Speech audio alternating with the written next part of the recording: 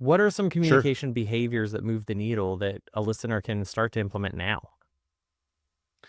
Whether you're a small organization or a large organization, the biggest thing you can do is listen to your customers. Truly listen and care about them. There was just an Inc. Magazine this morning article this morning. It says the biggest thing we can do for our customers is actually listen to them and care about them. And if we do this, if we actually sit there and say, I'm not assuming I know what's right for you. I'm going to listen to you and say, what are the problems you really are truly facing?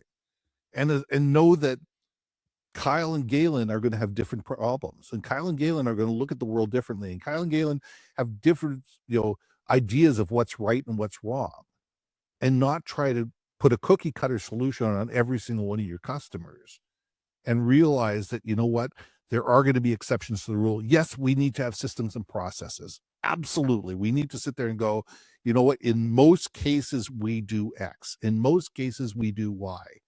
But if we're not willing to sit there and say, you know what, this doesn't fit in the box. Okay, now we need to listen. We need to figure out, why isn't it in the box? What are the specific challenges? What's making this person furious at me? And what can we do that's beyond the pale to be able to make things right? Because the number one thing you can say to a customer is, you know what? I hear you.